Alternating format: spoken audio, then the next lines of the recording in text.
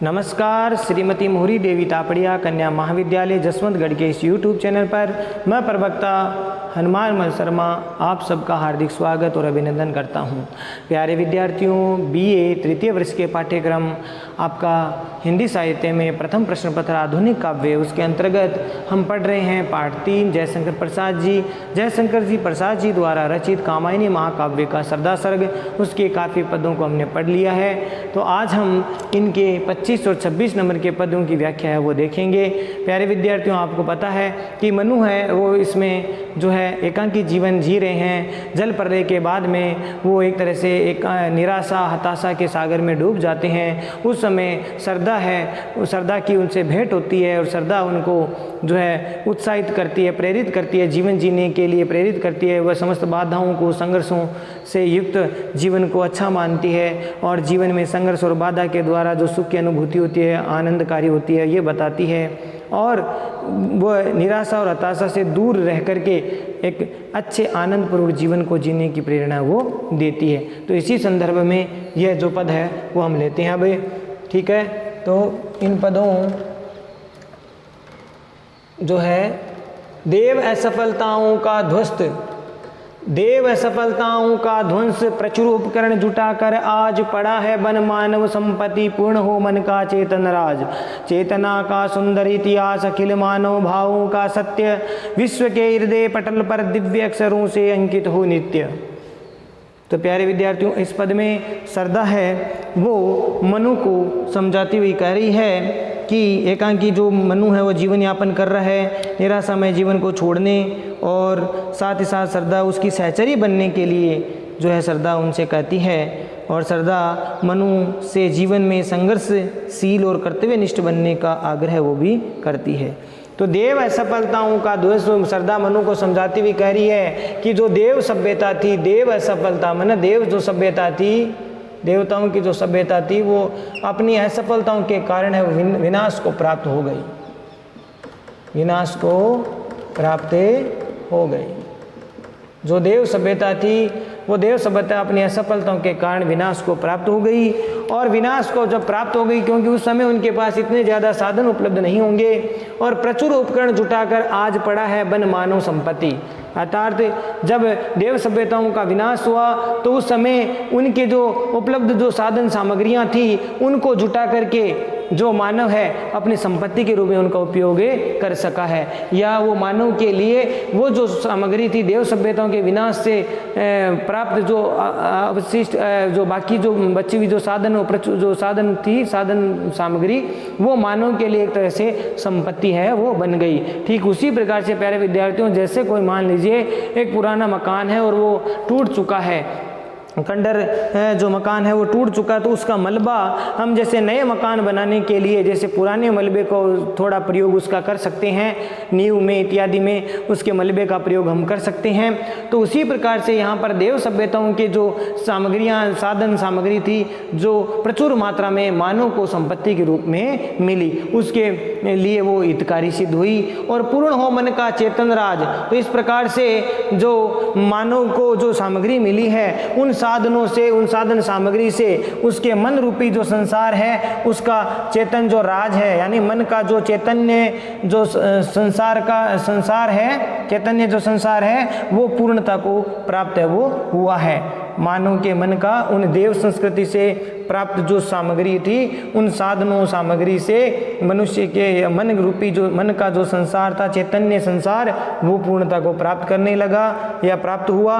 और चेतना का सुंदर इतिहास, और सरदा जो है कह रही है कि मेरी ये हृदय की से इच्छा है कि मैं अपने इस चेतना से सुंदर इतिहास को देखूं, या जिसे लोग है वो चेतना का सुंदर इतिहास है वो कहे, जिसे चेतना का सुंदर इतिहास कहा जाए। ठीक है ना, चेतना का सुंदर इतिहास जिसे कहा जाए। और अखिल मैंने सारे विश्व के सारे विश्व के जो सारा विश्व है उसके मानव भावों का सत्य, जिसमें सारे विश्व के मानवों के लिए सुंदर भावों का जो सत्य है वो हमेशा छिपा हुआ रहे, या भावों का जो सत्य भाव है, भावों का जो सत्य स्वरूप है वो अखिल विश्व के लिए, अखिल विश्व के मानव के लिए जो है भरा हुआ हो, और विश्व के हृदय पटल पर दिव्य अक्षरों से अंकित हो नित्य। और वो जो मानव का जो सुंदर भाव है वो प्यारे विद्यार्थियों वह संसार के जो हृदय पटल है, संसार विश्व के हृदय पटल पर यानी संसार का जो हृदय पटल है उस पटल पर, उस पर्दे पर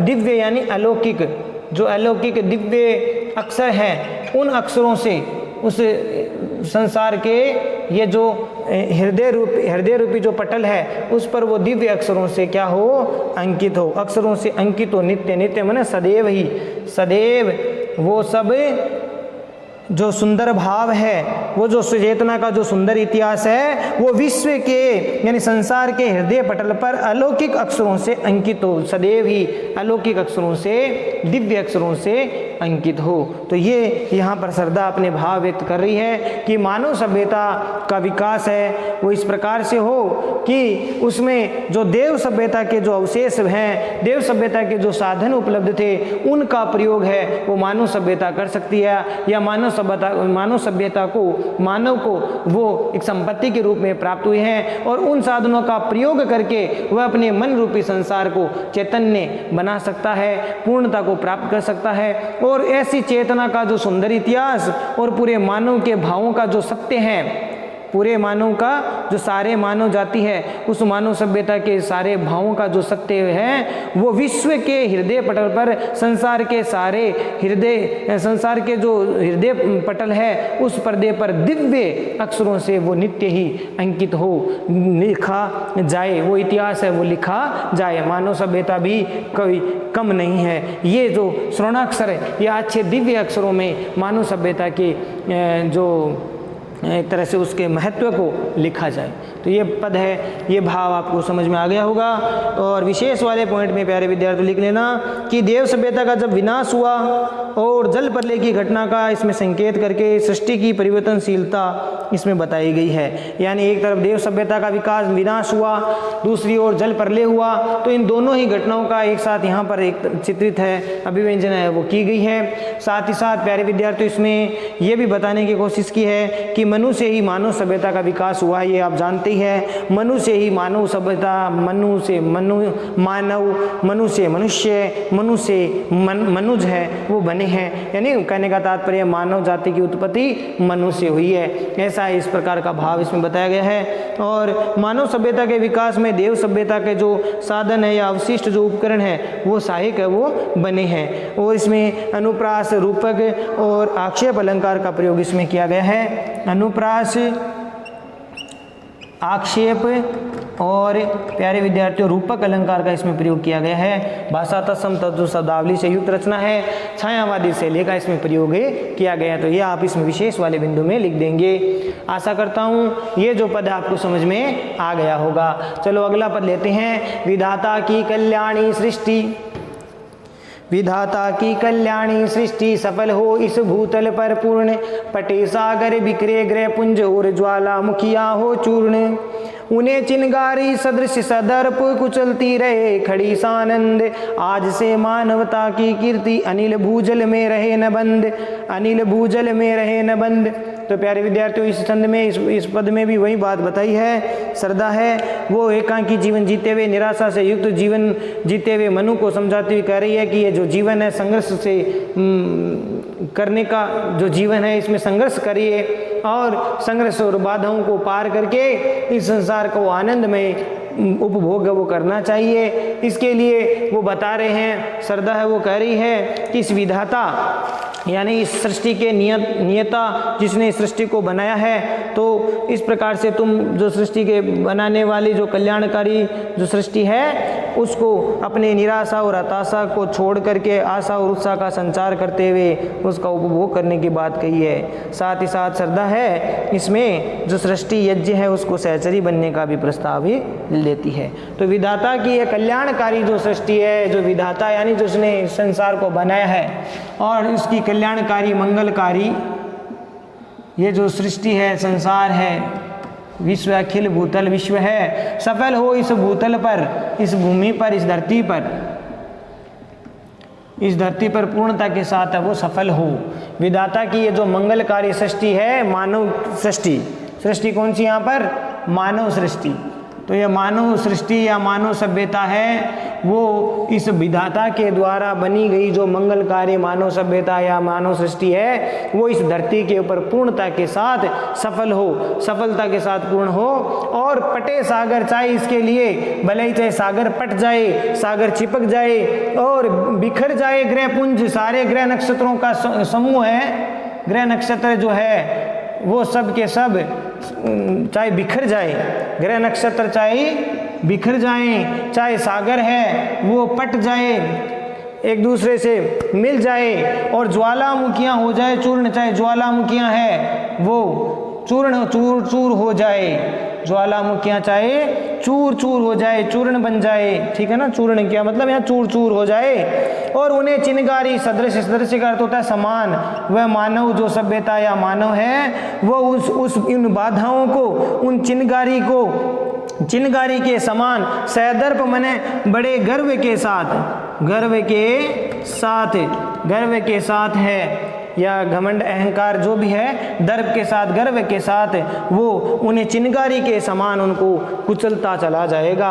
कुचलती रहे खड़ी इस आनंद और आनंद पूर्वक खड़ी, यानी कहने का तात्पर्य है कि इन बाधाओं को, ये यहाँ पर बाधाएं बता दी, चाहे पटे सागर, चाहे ग्रह नक्षत्र, चाहे समूह बिखर जाए, चाहे ज्वालामुखी चूर हो जाए, फिर भी मानव सभ्यता उन इस प्रकार की बाधाओं को बड़े गर्व के साथ उनको चिनगारी की भांति अपने पैरों से कुचलता जाएगा और बड़ी आनंद पूर्वक अपने जीवन को जिएगी। कौन? मानवता। खड़ी आनंद आज से मानवता की कीर्ति मने यश, मानवता का जो यश है वो इस अनिल मने हवा, अनिल मने आग होता है, अनिल मने हवा, भू मने भूमि, धरती, जल में रहे न बंद, आवर्त नहीं रहे, ठीक है ना, ढकी हुई नहीं रहे, आवर्त ना रहे, ढकी हुई नहीं रहे, ठीक है। तो ये भाव इसमें देखिए कि ये जो सब समस्याएं बता रही हैं प्यारे विद्यार्थियों, इसमें श्रद्धा कह रही है कि इस विधाता की जो मंगलकारी जो मानव सभ्यता है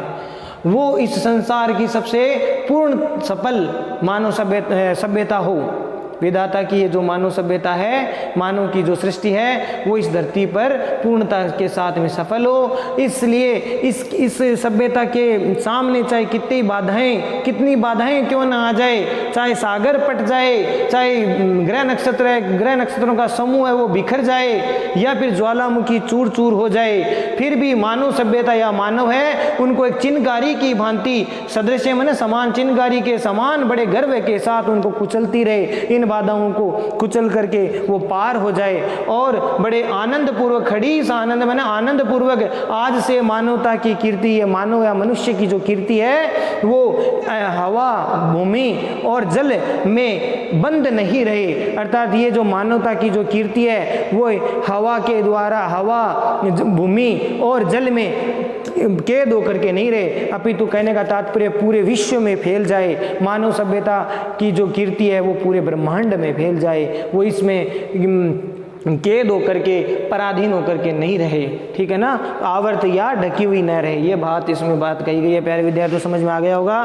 तो नई जो सृष्टि है मानव सभ्यता, वो मानव सभ्यता समस्त प्रकार की जो बाधाएं हैं उनको बड़े दर्प के साथ या गर्व के साथ रोंद करके विकसित होती रहेगी। और नई सृष्टि का जो निर्माण प्रारंभ करने से आपको पता है कि जब नई सृष्टि का निर्माण हो जाएगा तो फिर मानव का जो कीर्ति है वो समस्त संसार में सब जगह है वो व्याप्त हो जाएगा और सब इनसे जब चाहे वो धरती हो, चाहे वो आपके जल हो, चाहे वो वायु हो, इन सब से वो ऊपर उनका प्रसार होगा और मानव सभ्यता नई जो सृष्टि का निर्माण करके यशस्वी बने।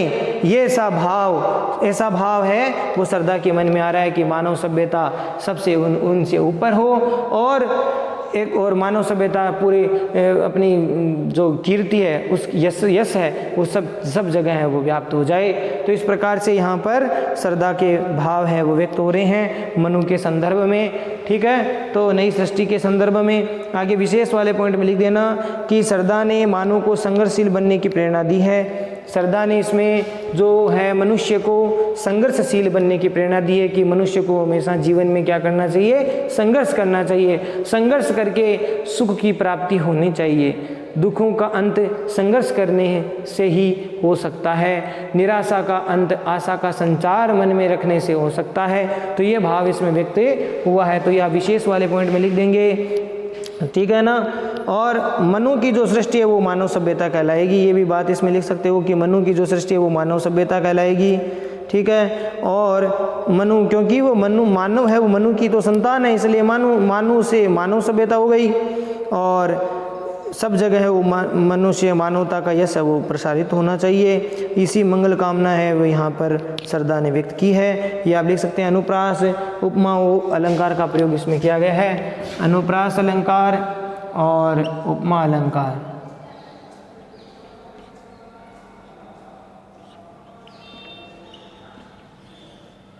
अनुप्रास और उपमा अलंकार का प्रयोग इसमें किया गया है। तो प्यारे विद्यार्थियों, आशा करता हूँ तत्सम तद्भव शब्दावली से युक्त रखना है। छायावादी शैली है, ये आप लिख सकते हैं। और आशा करता हूँ दोनों पद आपको समझ में आ गए होंगे, ठीक है। तो प्यारे विद्यार्थियों, आज के लिए बस इतना ही। अगले वीडियो में फिर हाजिर होंगे आपके लिए आगे की व्याख्याओं को लेकर के। तब तक के लिए चैनल को लाइक, शेयर और सब्सक्राइब कीजिए। हिंदी की व्याख्याओं को पढ़ते रहिए, नोट्स बनाइए। और जय भारत, जय हिंदी, धन्यवाद।